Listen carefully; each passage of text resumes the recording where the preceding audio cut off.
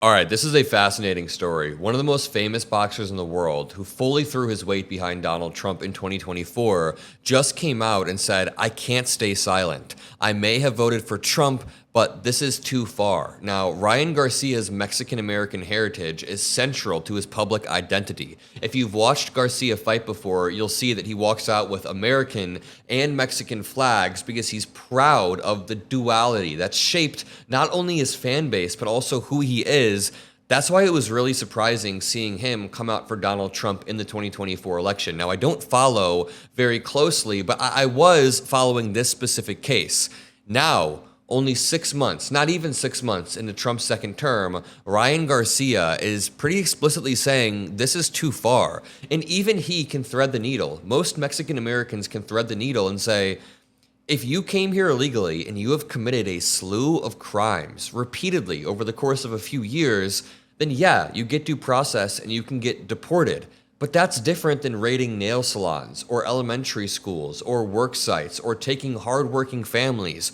Or the most vile of it all is targeting people who are trying to go through the proper processes. So people who have a court date in 1 or 2 weeks and they have a lawyer and they're getting ready and they are preparing, and the Trump admin still intentionally targets these people. That is incredibly disgusting, and that is what we're saying needs to stop. We're not saying some Trende Aragua gang member should be able to kick his feet up in Colorado, and Republicans keep trying to draw that narrative. So Ryan Garcia can even thread that needle. MAGA boxer Ryan Garcia slammed Donald Trump over his admin's aggressive immigration raids in Los Angeles. Can I please point out, this comes only about a week after Latinas for Trump co-founder criticizes President Trump's immigration arrests as unacceptable and inhumane. And very quickly, this is something that I found kind of chilling. A co-founder of the group Latinas for Trump came out and said, this is just inhumane. Referring to Stephen Miller, the co-founder said, quote, what we are witnessing are arbitrary measures to hunt down people who are complying with their immigration hearings, all driven by a Miller-like desire to satisfy a self-fabricated deportation goal. And that is Ileana Garcia, a representative, a MAGA representative and co-founder of Latinas for Trump. And one more time, I just want to repeat this. They are hunting people down who are already complying with their immigration hearings, which is incredibly vile. Quote, this undermines the sense of fairness and justice that the American people value. Garcia's statement expressed solidarity with comments issued Friday by another Florida Republican, U.S. House member Maria Elvira Salazar. In a statement, Salazar said the Trump admin's policies had exposed thousands to deportation and seemed to disregard for the, quote, duty to due process that every democracy must guarantee. And there's a nuanced view. When people come out and begin to rebuke the Trump administration's policies, the response shouldn't immediately to say, you're a dumbass, we told you so. I get the instinctive response to laugh, and I get that we've had a lot of laughs at certain stories, like Trump supporters getting burned or, eaten by the leopards. But now is a very serious moment when rule of law is under attack, and when people in power begin to realize that. When Ryan Garcia begins to realize that, I say we continue to show him the right way. We show him the truth. We show him that this authoritarianism translates into every single sector. I think that is much, much, much more effective than shouting people down and calling them idiots. If you agree, make sure you drop a like and subscribe. But let's read this post. Ryan Garcia began his post by saying, I may have voted for Trump, but I can't stay silent about what's happening with ICE in LA.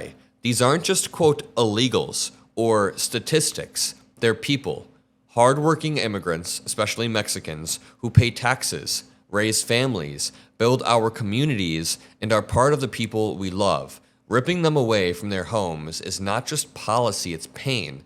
We can have borders without losing our humanity, which is what I was saying earlier. There is nuance. There is a needle to thread where you can say that there are proper processes to follow. But when people are following these processes and you still deport them, that's vile. Adam Kinzinger says, the betas will turn on you, but you are the moral one here. See, Adam Kinzinger is following what I said, where you embrace people who are beginning to see the light. Someone said if only he'd said that he'd do this exactly. Trump promised that this is what he would do. So I think, what the F do you think mass deportations meant, dipshit? I understand the anger, for sure. "Oh no, the consequences for your vote," says somebody. "You voted for the removal of your own people." These are all great points, but I like how Adam Kinzinger was like, "You're the moral one here. As people turn on you, don't forget how you feel." Because a lot of Trump supporters were turning on him. And when Trump supporters begin to act Puritan and push people out, then that's when we act with some empathy. Because remember, for years, Garcia was an outspoken supporter of Donald Trump. He publicly praised Trump as the best president ever. He's a dude who shadowboxed for him during a visit to Mar-a-Lago. He posted messages like, "I love you, Donald Trump," on social media. And this was very notable because he's a huge part of the Latino community. He's a big figure. But now, I swear to God, we are starting to see a massive shift across the country regarding how Latino-Americans view the Trump administration. A massive, massive shift. I just find it fascinating that in the course of 1 week, we have the co-founder for a group explicitly titled Latinas for Trump coming out and saying, this is not what we voted for. Remember, this is Ileana Garcia, different from the boxer Ryan Garcia. She said she's been with Trump through thick and thin and understood the need to remove from the U.S. undocumented people who had committed crimes. But she criticized how federal authorities had arrested people at immigration courts across the country despite, quote, credible fear of persecution claims on behalf of the people deported, as the Trump White House ramped up the mass deportations. And again, they're hunting people down who are already following the processes, and that is why Garcia broke ranks and said, "I just can't do this." He's having the realization that his earlier support for Trump is at odds with his lived experiences of the communities and the values that he represents. The regret isn't just like some calculated political move. It's actually a personal, empathetic move rooted in his experience with immigrant families and a rejection of policies that he now views as inhumane. Now, I don't know how he missed this before. I honestly, maybe we could chalk it up to the media environment. Honestly, imagine being a dude who spends all your time boxing and partying and being a multimillionaire. You probably only see Trump as this businessman and random clips on your Instagram feed, and you don't know anything else about him.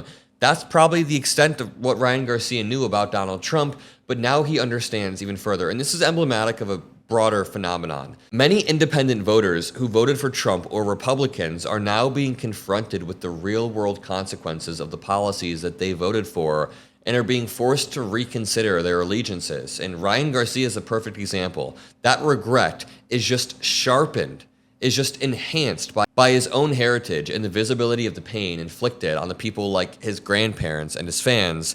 And I'm going to leave it at that. And really quickly, my relative recently turned 65, and we were shocked by the amount of scam Medicare calls, shady flyers, misleading ads, you name it, that she was flooded by. It was overwhelming. And that's how they design it. If they can design the system in a confusing way, brokers can then steer you into confusing plans that make them more money. I mean, the DOJ just sued 3 of the biggest brokers in the country allegedly for doing exactly that.